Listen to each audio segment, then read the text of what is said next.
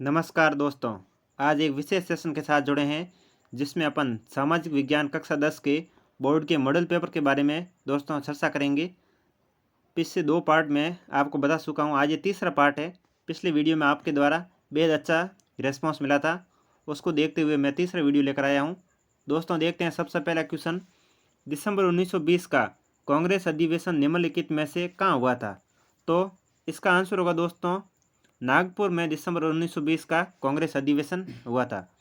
Next question दोस्तों, राष्ट्रवाद को चित्रों के माध्यम से दर्शाने वाला निम्नलिखित में से कौन था?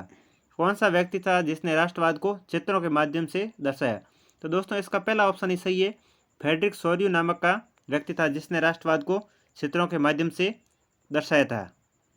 दोस्तों तीसरा क्वेश्चन ये है कि ब्रेटन वुड्स समझौते के तहत एक गठित संस्था है।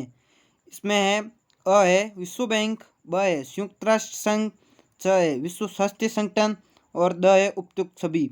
इसमें है विश्व बैंक, विश्व बैंक, और इसके तहत एक और गठित संस्था है IMF। IMF का पूरा नाम है अंतर्राष्ट्रीय मुद्रा कोष। और यह क्वेश्चन आप वेरी इंपॉर्टेंट लगा देना। अगला क्वेश्चन है पवन ऊर्जा किस प्रकार का संसाधन है?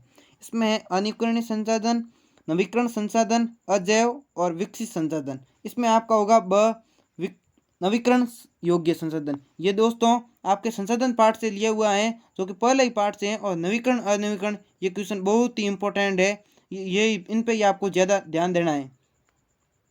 दोस्तों ये 2 नंबर का क्वेश्चन बनने की प्रबल संभावना है। अनवीकरण योग्य संसाधन और नवीकरण योग्य संसाधनों में अंतर, तो ये आप दोस्तों पढ़ के जाइएगा। अनवीकरण जिसका उपयोग एक बार करने के बाद दोबारा नहीं किया जा सकता है, और नवीकरण योग्य जिनका उपयोग बार बार किया जा सकता है। नेक्स्ट क्वेश्चन दोस्तों, वन मृदा कहाँ पाई जाती है? इसका दोस्तों सीधा आंसर होगा पर्वतीय क्षेत्रों में वन मृदा पाई जाती है। अगला क्वेश्चन दोस्तों काफ़ी अच्छा क्वेश्चन है, जिसको आप समझते हुए करेंगे तो ये आपके सही होगा। देखते हैं, इनमें से कौन सी टिप्पणी प्राकृतिक वनस्पति जात और प्राणी जात के ह्रास के कारण नहीं है? ह्रास यानी नुकसान का कारण नहीं है। कौन सा कारण नहीं है देखते हैं। पहला है कृषि प्रसार, दूसरा है वृत्त स्तरीय विकास परियोजनाएं, तीसरा है पशुचारण और ईंधन एकत्रित करना, चौथा है तीव्र औद्योगिकरण और शहरीकरण। दोस्तों इसका तीसरा ऑप्शन सही होगा। पशुचारण और ईंधन लकड़ी एकत्रित करने से वनस्पति और प्राणी जात को कोई नुकसान नहीं होता है। सी ऑप्शन दोस्तों इसका सही है। अगला क्वेश्चन है दोस्तों, क्वेश्चन संख्या 7 है। सामुदायिक सरकार का एक अच्छा उदाहरण वाला देश है। यह आपकी सत्ता की साझेदारी पार्ट से लिया हुआ है। इसमें बेल्जियम, भारत, चीन और श्रीलंका। इसमें आपका राइट होगा, जो कि बेल्जियम है, और श्रीलंका है जिसमें सामुदायिक सरकार नहीं है, एकात्मक शासन व्यवस्था है। और अगला क्वेश्चन है निम्नलिखित में से कौन सा विषय समवर्ती सूची में शामिल है? पुलिस, ब रक्षा, स कृषि और द शिक्षा है, जो कि समवर्ती सूची में है। केंद्र और राज्य सरकार दोनों द्वारा ही इस पे कानून बनाया जा सकता है। और बाकी है पुलिस है, कृषि है, रक्षा है, ये इनसे अलग है। अगला क्वेश्चन है इंग्लैंड का राजकीय धर्म है। इंग्लैंड का राजकीय धर्म, ये इतिहास पुस्तिका से लिया हुआ है। हिंदू, मुस्लिम, सिख और ईसाई। और ईसाई मूल के हैं इंग्लैंड में राजकीय धर्म। इसमें ब आपका राइट होगा। नेक्स्ट,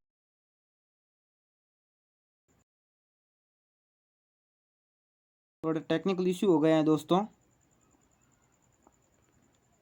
हाँ, क्वेश्चन संख्या 10। उच्च आय वर्ग वाला देश कौन सा है? अ ऑप्शन है भारत, ब है श्रीलंका, तीसरा है संयुक्त राज्य अमेरिका और चौथा है दक्षिण अफ्रीका। दोस्तों उस आय वर्ग यानी विकसित देश है संयुक्त राज्य अमेरिका। इसका ऑप्शन बी सही होगा। नेक्स्ट क्वेश्चन है, कपास से कपड़ा बनाना कौन से क्षेत्र की गतिविधि है? दोस्तों पहला ऑप्शन है द्वितीयक, अगला है प्राथमिक, तृतीयक ऑप्शन और चतुर्थ। तो दोस्तों कपास से कपड़ा बनाना द्वितीयक क्षेत्र के अंदर आता है। दोस्तों अगला क्वेश्चन है कारगिल फूड्स किस देश की बहुराष्ट्रीय कंपनी? ये क्वेश्चन आपकी अर्थशास्त्र किताब से लिया हुआ है, जो कि वैश्वीकरण पार्ट से है। ठीक है, अ है अमेरिका, ब है भारत, च है फ्रांस और द है कनाडा। इसमें आपका ये बहुराष्ट्रीय कंपनियां हैं जो कि बाहर की है, विदेशी है। ये इसमें आपका अमेरिका होगा, जिसने परक फूड्स के साथ समझौता किया था। ठीक है, ये क्वेश्चन काफ़ी अच्छा है, तगड़ा क्वेश्चन है। 1920 का कांग्रेस अधिवेशन निम्न में से कहाँ हुआ था? दोस्तों ध्यान रखना, क्वेश्चन तगड़ा है। है कलकत्ता, ब है मुंबई, च है लाहौर और द है मद्रास। इसमें आपका कलकत्ता राइट होगा, जिसके साथ आपको जाना है। ठीक है, अगला है क्वेश्चन है मरियन। मरियान किस देश का नारी का प्रतीक रूपक है? ठीक है, इसमें फ्रांस, चीन, भारत, इंग्लैंड। सरल सरल ऑप्शन है, जिसमें आपको फ्रांस के साथ जाना है। अब फ्रांस राइट होगा। अगला क्वेश्चन दोस्तों, वे मार्ग जो न केवल एशिया के विशाल क्षेत्रों को एक दूसरे से जोड़ने का कार्य करते हैं बल्कि एशिया, यूरोप और उत्तरी अमेरिका से भी जोड़ते हैं, क्या कहलाते हैं? तो दोस्तों इसका ऑप्शन होगा सिल्क, यानी रेशम मार्ग। सिल्क रूट होते हैं दोस्तों जो एशिया, यूरोप और उत्तरी अफ्रीका को आपस में जोड़ते हैं। दोस्तों यहाँ रेशम मार्ग का क्वेश्चन 2 नंबर का भी बनेगा, ध्यान रखना और ध्यान से पढ़ना। नेक्स्ट क्वेश्चन, जवारी ऊर्जा निम्नलिखित में से किस प्रकार का संसाधन नहीं है? कौन सा संसाधन नहीं है? तो पहला ऑप्शन है पुनः पूर्ति योग्य, दूसरा है अजैव, तीसरा है मानवकृत और चौथा है असक्रिय। दोस्तों इसका ऑप्शन सही होगा, पुनः पूर्ति योग्य संसाधन नहीं है जवारी ऊर्जा। ठीक है, निम्न में से किस राज्य में जलोढ़ मृदा पाई जाती है? अच्छा क्वेश्चन है दोस्तों, यह नक्शे के आधार थोड़ा आधारित है और ये किताब में ये लाइन टू लाइन नहीं दिया हुआ है। उत्तर प्रदेश, तमिलनाडु, गुजरात और छत्तीसगढ़। इसमें राइट होगा, जो कि उत्तर प्रदेश है। कौन सी मृदा है? जलोढ़ मृदा, सबसे उपजाऊ मृदा यही है। स्थायी वनों के अंतर्गत किस राज्य में सर्वाधिक क्षेत्र पाया जाता है? स्थायी वन मध्य प्रदेश।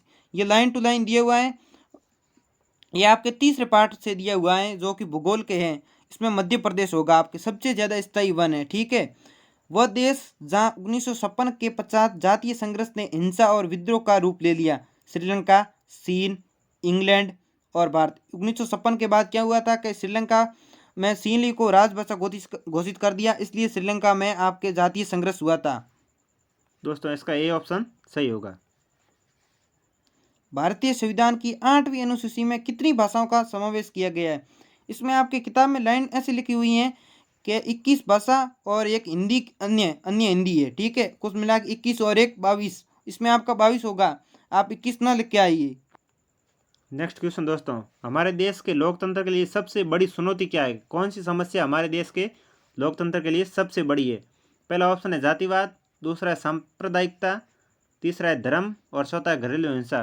तो दोस्तों इसका बी ऑप्शन सही होगा, सांप्रदायिकता हमारे देश के लोकतंत्र के लिए सबसे बड़ी चुनौती बनकर उभर रहा है। नेक्स्ट क्वेश्चन है, बहुत अच्छा क्वेश्चन है, परीक्षा में बनने की संभावना काफ़ी ज़्यादा है। निम्न में से कौन सा कथन 3 स्तरों के लिए सकल नामांकन अनुपात को दर्शाता है? सकल नामांकन अनुपात कौन सा दर्शाता है? पहला ऑप्शन है प्राथमिक स्कूल, माध्यमिक स्कूल और उससे आगे उस शिक्षा के नामांकन का कुल योग। दूसरा है 10 से 14 वर्ष के लिए बच्चों की साक्षरता। तीसरा है 10 से 14 वर्ष के आयु के स्कूल जाने वाले ग्रामीण बच्चों का प्रतिशत और चौथा है उपयुक्त छवि। तो इसका ए ऑप्शन दोस्तों सही होगा, प्राथमिक स्कूल, माध्यमिक स्कूल और उसके आगे उस शिक्षा के नामांकन के कुल योग को सकल नामांकन अनुपात कहा जाता है। अगला क्वेश्चन है दोस्तों, निम्न में से तृतीय क्षेत्र की गतिविधि नहीं है। ये क्वेश्चन ठीक है काफ़ी। परिवहन, संचार, बैंकिंग और कृषि, तीनों तृतीय क्षेत्र की जो कि किसी वस्तु का निर्माण नहीं करती हैं उसमें सहायक है। ठीक है, इसमें होगा आपके कृषि है जो कि प्राथमिक क्षेत्र की गतिविधि है। विश्व के देशों में बहुराष्ट्रीय कंपनियों द्वारा निवेश का सबसे अधिक सामान्य वर्ग है। ठीक है, क्वेश्चन थोड़ा घुमा के है। विश्व के देशों में बहुराष्ट्रीय कंपनियों द्वारा निवेश का सबसे अधिक सामान्य मार्ग है। नए कारखानों की स्थापना, स्थानीय कंपनियों की खरीद लेना, इनमें से कोई नहीं। स्थानीय कंपनियों की साझेदारी करना, स्थानीय कंपनियों को खरीद लेना। यदि आपको ब और स में से ब नहीं आए, स आए तो आपको स करना है। ब आए पहले तो ब करना है, स्थानीय कंपनियों को खरीद लेना। अगला क्वेश्चन है, चोरा चोरी कांड किस वर्ष हुआ था? 1920, 1922, 1925 और 1928। इसमें आपको 1922 होगा, जो कि चोरा चोरी कांड के इस दिनांक हुआ कर। नेक्स्ट क्वेश्चन दोस्तों, एक कोटेशन दिया हुआ है, जब फ्रांस सीखता है तो बाकी यूरोप को सर्दी जुकाम हो जाता है। ये प्रसिद्ध कथन निम्नलिखित में से किसने कहा था? तो दोस्तों इसका ऑप्शन बी सही होगा, मेटरनिक ने ये कथन कहा था, जब फ्रांस सीखता है तो बाकी यूरोप को सर्दी जुकाम हो जाता है। अगला क्वेश्चन, G77 किस प्रकार के देशों का समूह है दोस्तों? इसका सही ऑप्शन होगा ए, विकासशील देशों का G77 एक समूह है। नेक्स्ट क्वेश्चन है, उत्पत्ति के आधार पर संसाधनों को निम्नलिखित में से कौन से भागों में बांटा गया है? तो दोस्तों इसका सही ऑप्शन होगा ए, जैविक और अजैविक संसाधन उत्पत्ति के आधार पर 2 भागों में बांटा गया है। दोस्तों अगला क्वेश्चन है, पंजाब में भूमि निम्नीकरण का निम्नलिखित में से मुख्य कारण है। यह आपके क्वेश्चन किताब के अंदर नहीं है, यह आपके कौशल पर निर्भर करेगा कि पंजाब में सबसे ज़्यादा फसल बोई जाती है, गेहूँ है, चावल की है, इसलिए अधिक सिंचाई और गहन खेती है। वनोन्मूलन में अति पशुचारण है। वनोन्मूलन राजस्थान का हो गया और ये झारखंड साइड है, और इसमें आपके अति पशुचारण है, ये राजस्थान साइड हो गया। इसमें आपका अधिक सिंचाई राइट होगा, जिसके कारण आपके भूमि निम्नीकरण होता है। अगला, सरिस्का बाघ रिजर्व किस राज्य में है? उत्तर प्रदेश, असम, राजस्थान और उत्तराखंड। इसमें आपके राइट होगा, जो कि राजस्थान में है। विवाह, तलाक, उत्तराधिकारी से संबंधित कानून कहलाता है। ठीक है, यह आपका छोटी सी परिभाषा है जो कि किताब के साइड में दी हुई है। इसे आप सभी जितनी भी परिभाषाएं वो पढ़ लें। पारिवारिक कानून, महिला कानून, राज्य के कानून और नारीवादी कानून। ठीक है, इसमें आपके होगा पारिवारिक कानून, परिवार से संबंधित है। ठीक है, यह आपके अर्थ के आधार पर इससे निकाल सकते हो। अगला क्वेश्चन है, निम्नलिखित में से कौन सा संघीय राज्यों नहीं है? संघीय राज्य नहीं है, ध्यान से पढ़ना। दिल्ली, मणिपुर, राजस्थान और तेलंगाना। इसमें संघीय राज्य नहीं है, इसमें दिल्ली संघीय राज्य नहीं है दोस्तों। अगला क्वेश्चन है, भारत का पड़ोसी द्वीपीय देश है। द्वीप मतलब द्वीप पर निर्भर है, चारों ओर से पानी है और द्वीप है। चीन, श्रीलंका, नेपाल और पाकिस्तान। इसमें आपके राइट होगा श्रीलंका। नेक्स्ट क्वेश्चन दोस्तों, सामान्यतः किसी देश का विकास किस आधार पर निर्धारित किया जाता है? पहला ऑप्शन है प्रति व्यक्ति आय, दूसरा है औसत साक्षरता दर, तीसरा है लोगों की स्वास्थ्य स्थिति और चौथा ये सभी। दोस्तों इन सभी के आधार पर देश के विकास का निर्धारण किया जाता है। नेक्स्ट क्वेश्चन है, सेवा क्षेत्र कहा जाता है? तो दोस्तों इसका सीधा उत्तर होगा तृतीयक क्षेत्र को सेवा क्षेत्र कहा जाता है। दोस्तों अगला क्वेश्चन है, तत्काल इलेक्ट्रॉनिक डाक किसके द्वारा भेजी जाती है? ये क्वेश्चन थोड़ा कौशल के आधारित है कि डाकघर, वायु परिवहन, बहुराष्ट्रीय निगम और इंटरनेट। आपको पता ही है इंटरनेट बहुत ज़्यादा ही प्रचलित है, डाकघर पहले समय के, इसलिए इसमें राइट होगा, जो कि है इंटरनेट। किस घटना से सिवनी अवज्ञा आंदोलन की शुरुआत हुई? ये तो अपने पाठ पढ़ोगे इतिहास का तभी पता चलेगा। जब गांधी जी ने नमक कानून तोड़ा, जब गांधी जी अम्बेडकर साहब समझौता हुआ, ये सभी। जब गांधी जी ने इरविन को पत्र लिखा, ये भी नहीं है, गलत है ये सभी। ये तो होगा ही नहीं, तीनों नहीं है। जब गांधी अम्बेडकर समझौता हुआ, इसमें आपके होगा जब गांधी और नमक कानून तोड़ा। इसमें नमक कानून तोड़ा, नमक यात्रा हुई, उसके बाद सिवनी अवज्ञा आंदोलन शुरू हो गया।